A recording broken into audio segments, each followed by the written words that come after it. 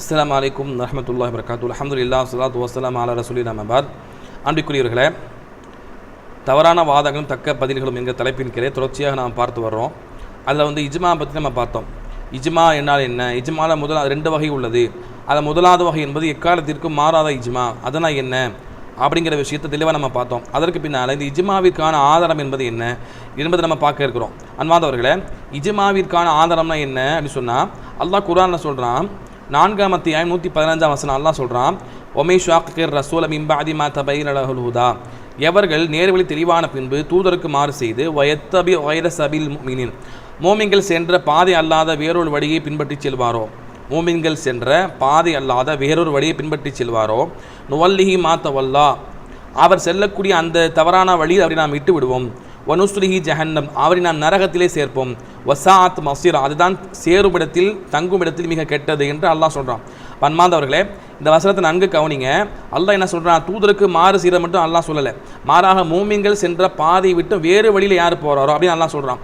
அப்போ அன்பாந்தவர்களே, இதில் சஹாபாக்கள் அவங்க தான் இதில் முதலாவது வருவாங்க. இந்த மூமின்னா யார்? சஹாபாக்கள் தான் மூமின் என்று சொல்வதற்கு முழு தகுதியானவங்க. நம்ம மூமினா இதுக்கு ஆதரவு வைக்கலாம். மூமின் நான் 100% மூமின் என்று சொல்ல முடியுமானா சொல்ல முடியாது. ஏன்னு சொன்னால், மூமின் நம்ம சொல்கிறோம்னா 100% நான் மூமின் சொன்னோம்னா நம்ம சுவர்ணவாசின்னு சொல்கிறோம்.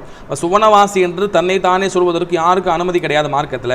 அல்லாஹ் ரசூல் யாரை சொன்னாங்களோ அவங்க மட்டும் தான் உண்மையான மூமினாக இருக்க முடியும். அப்போ சஹாபாக்கள் தான் உண்மையான மூமின்கள். அப்போ இது சஹாபாக்களை தான் குறிக்குது என்று எல்லா அறிஞரும் சொல்கிறாங்க. அன்பார்ந்தவர்களே, அப்போ சஹாபாக்கள் மூமினாக இருந்தாங்க. அந்த மூமின்கள் சென்ற பாதையை விட்டு நீங்கள் ஒரு பாதையை புதுசாக உருவாக்கி கொண்டீங்கன்னா அப்போ நீங்கள் தூதருக்கு மாறு செய்வீங்க. அப்போ நீங்கள் என்ன செய்வீங்க? குர்ஆன் ஹதீஸுக்கு மாற்றமாக ரசூல்லா சொல்லாத கருத்தை நீங்கள் சுய கருத்தை ரசூல்லா சொன்னதாக திருச்சி சொல்லுவீங்க.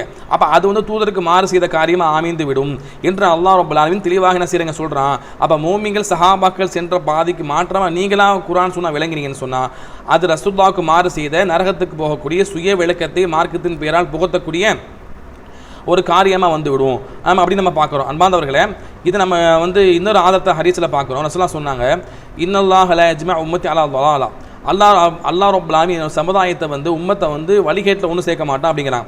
அப்போ சஹாபாக்கள் யாரும் என்ன செய்ய மாட்டாங்க? சஹாபாக்கள் இமாம்கள் என்ன நேர்வழிப்பட்ட கூட்டம் என்பது இருந்து கொண்டே இருக்கும். எல்லாரும் வழிகேட்டில் ஒரே மாதிரி இருக்க மாட்டாங்க. வழிகேட்டில் எல்லாரும் இருந்துட்டாங்க, நேர்வழிப்பட்ட கூட்டமே இல்லைன்னு சொல்லவே முடியாது அப்படி நம்ம பார்க்குறோம். ரசூலுல்லாஹ் சொல்கிறாங்க. இதையும் நம்ம பார்க்குறோம். சுயமாக புதிய கருத்தை மார்க்கத்து பேராக சொல்கிறாங்க. ஏன்னா சொல்லிப்பட்டு என்ன சொல்கிறாங்க? இதான் ஹதீஸு குர்ஆனு அப்படிங்கிறாங்க. அப்போ இதுக்கு மாற்றமாக சஹாபாக்கள் இமாம்கள் யாருமே இல்லையே, இதுக்கு மாற்றமாக தான் இருக்காங்க, யாரும் இந்த கருத்தை சொல்லலையே அப்படின்னு சொன்னால் என்ன சொல்கிறாங்க? அது சஹாபாக்கள் இமாம்களை பார்க்க தேவையில்லை அப்படின்னு ஒற்றை வழியில் முடிச்சுட்டு போயிடுறாங்க.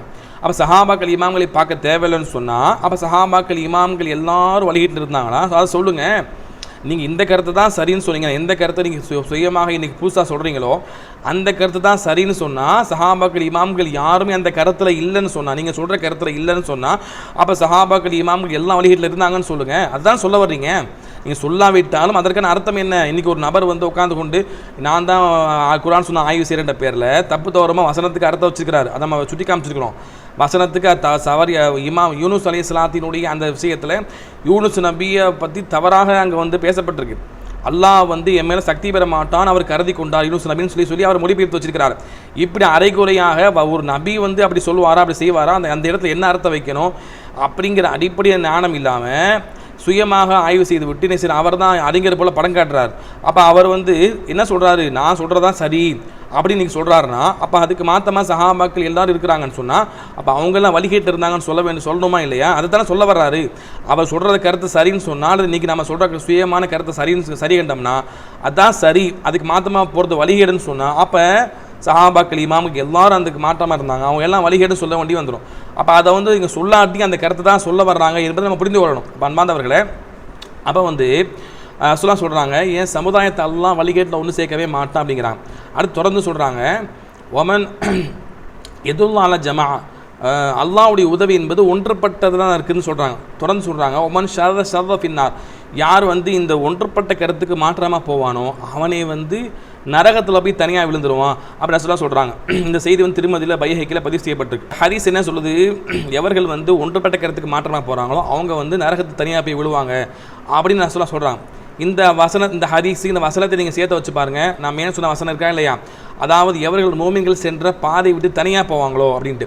அப்போ இதைத்தான் இந்த ஹதீஸ் சொல்லுது. அப்போ மோமின்கள் எல்லாம் ஒரே மாதிரி போயிருக்கும் பொழுது, சஹாபாக்கள் ஒரே மாதிரி விளங்கி இருக்கும் பொழுது, ஹதீஸில் வசனத்தில் எங்களுக்கு இப்படி விளங்குது, எங்களுக்கு அப்படி விளங்குதுன்னு சொல்லி தனியாக போனாங்கன்னு சொன்னால் அவங்க என்ன செய்கிறாங்க, சுய கருத்தை மார்க்கத்தின் பேராக திணிக்கிறாங்க.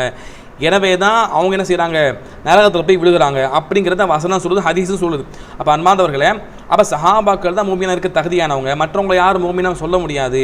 அப்போ சஹாபாக்களில் இருந்து தான் என்ன செய்யுது, இஜ்மாங்கிறது உருவாகி சஹாபாக்கள் தான் அப்படியே வருது. சஹாபாக்கள் வந்து ரசூலுல்லாஹ் காலத்தை வாழ்ந்தவங்க, அவங்க தான் எல்லாரும் ஒன்றுபட்டு இருந்தாங்கன்னு சொன்னால் அப்போ ரசூலுல்லாஹ் அப்படி தான் காமிச்சு கொடுத்தாங்க. அப்படி நம்ம இலகுவாக நம்ம புரிந்து கொள்ளலாம். அப்போ வந்து வசனம் என்ன சொல்லுது, இந்த வசனம் தெளிவாக இஜ்மாவுக்கான ஆதாரமாக இருக்கிறது. அப்போ அதில் நாங்கள்லாம் மூமின்னு அப்படி யாரும் சொல்ல முடியாது. ஒன்று என்ன சொன்னால் அப்படி சொல்வதாக இருந்தால் இன்னொரு வாதம் அங்கே அடிபடும். என்னன்னு சொன்னால், அப்போ நான் எல்லாருமே மோமினா இருப்பேன்னு சொன்னால் அப்போ யாரை பின்பற்றுறது? அல்லாஹ் சொல்கிறான், மோமின்கள் சென்ற பாதை விட்டு வேறு வழி யார் பின்பற்றுவாரோ, அப்போ மோமின்கள் சென்ற பாதையை அல்லாஹ் பின்பற்றுமாறு சொல்கிறான். அப்போ யார் பின்பற்று, எல்லாரும் மூமின்னு சொல்லிட்டோம்னா யார் பின்பற்றுவாங்க? அப்போ அங்கே ஒரு என்னது, அப்போ எல்லாரும் மூமின்னு சொல்ல முடியாது. சஹாபாக்கள் இருந்து தான் அது அப்படியே பாலிட வாழையாக அது வருது அப்படிங்கிறத வசனம் தெளிவாக நமக்கு சொல்லி காட்டுது. அன்பார்ந்தவர்களே, அடுத்து வந்து பாருங்கள், இதில் இன்னொரு வாதம் வைப்பாங்க இந்த வசனத்தில். என்ன வாதம் சொன்னால், இது வந்து ரசூலுல்லாஹ் வந்து மோமின்களை வந்து அல்லாஹ் பின்பற்ற சொல்கிறான்னு சொன்னால், அப்போ வந்து முன் சென்ற இமாம்கள், முன் சென்ற சஹாபாக்களை எடுத்துக்கொள்ளுன்னு சொன்னால், முன் சென்ற நபிமார்கள் அவங்க யாரை பின்பற்றுவாங்க, அவங்க எந்த மூமினை பின்பற்றுவாங்க அப்படின்னு கேள்வி கேட்பாங்க. அன்பார்ந்தவர்கள், இதில் அல்லாஹ் என்ன சொல்கிறான், தூதருக்கு மாறு செய்து ரசூலுல்லாஹ் பற்றி தான் சொல்கிறான், ரசூலுல்லாஹ்வுடைய உம்மத்தை மட்டும் தான் சொல்கிறான். முன் சென்ற நபிமார்களை யாரையும் அல்லாஹ் சேர்த்து இங்கே பேசலை. ஒமை ஷாக்கிர் ரசூல், ஒருமையான சொல்கிற இந்த தூதர் அவருக்கு மாறு செய்துன்னு அல்லாஹ் சொல்கிறான். அப்போ வந்து ரசூலுல்லாஹ்வுடைய உம்மத்தை மட்டும்தான் பேசுது. ரசூலுல்லாஹ்வுடைய உம்மத்தில் மோமின்கிறவங்க யார், அவங்க யார், சஹாபாக்களை தான் மோமின்கள் சொல்வதற்கு தகுதியானவங்க, அவங்கள தான் எல்லாரும் பின்பற்றி வாலிட வாழையாக வர்றாங்க அப்படி நம்ம புரிகிறோம். அப்போ அன்பார்ந்தவர்களே, அப்போ இந்த வசனம் தெளிவான எனது இஜ்மாவுக்கு ஆதாரமாக இருக்குது. இமாம் ஷாஃபி ரஹ்மத்துல்லாஹி சொல்லுவாங்க, நான் குர்ஆனை வந்து இஜ்மாவுக்கு ஆதாரமாக குர்ஆன் ரெண்டு தடவை முழுசாக நான் பார்த்தேன், அதில் வந்து இந்த வசனத்தை தான் எனக்கு என்னது இஜ்மாவுக்கு ஆதாரமாக எடுத்துக்கொண்டேன் அப்படின்னு சொல்லி ஷாஃபி ரஹ்மத்துல்லாஹி சொல்கிறாங்க. அப்போ அன்பார்ந்தவர்களே, அப்போ இஜ்மாவுக்கு தெளிவான ஆதாரம் ஹதீஸில் இருக்குது, வசனத்தில் இருக்குது. அப்போ இதெல்லாம் விட்டுப்பட்டு என்ன செய்கிறாங்க, இஜ்மாவே கிடையாது என்று மறுக்கக்கூடிய காட்சியை பார்க்குறோம். அப்போ இஜ்மாவே கிடையாது எதுக்கு மறுக்கிறாங்கன்னு சொன்னால், இவங்களுடைய கருத்தை மக்களுக்கு சொல்ல வேண்டும்.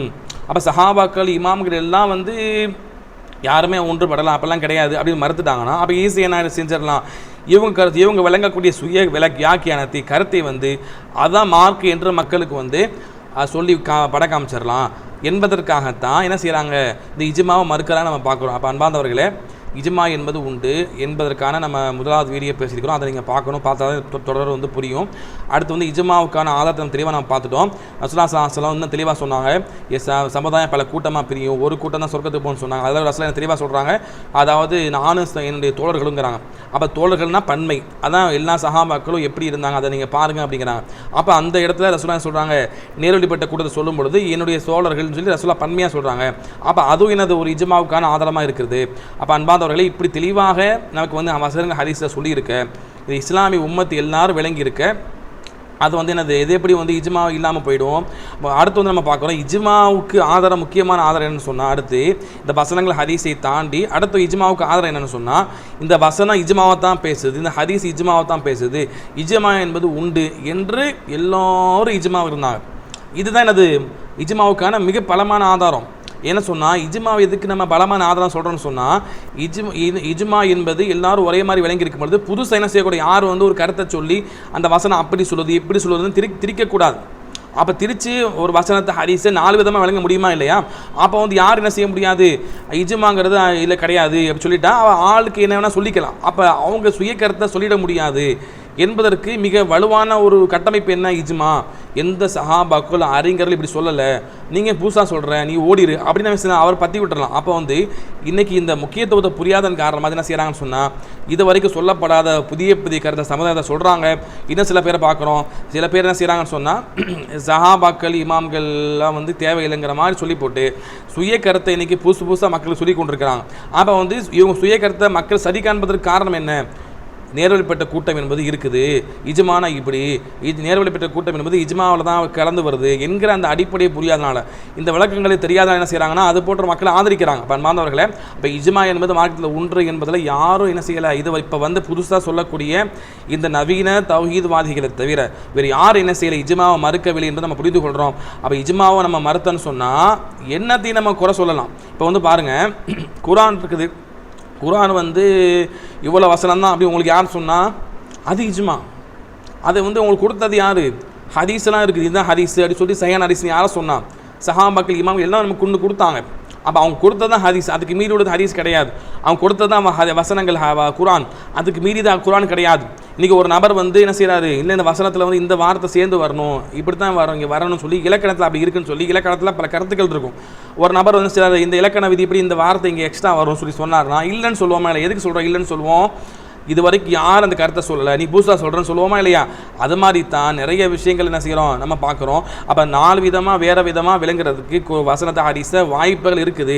அப்போ யாரோ இஷ்டத்துக்கு மார்க்கத்தில் சுய கருத்தை பூத்தி விடக்கூடாது என்பதற்கான பாதுகாப்பு ஒரு கேடயம் தான், பாதுகாப்பு ஒரு வளையம் தான் இது இஜ்மா என்பதை புரிந்து கொள்ள வேண்டும். அல்லாஹ் ரப்பல் ஆலமீன் சொல்லப்பட்ட இந்த விஷயங்களை முழுமையாக புரிந்து கொண்டு அதை விளங்கக்கூடிய மக்களாக ஆகுவதற்கு அருள் செய்வானாக. அஸ்ஸலாமு அலைக்கும் வரஹ்மத்துல்லாஹி வபரகாத்துஹு.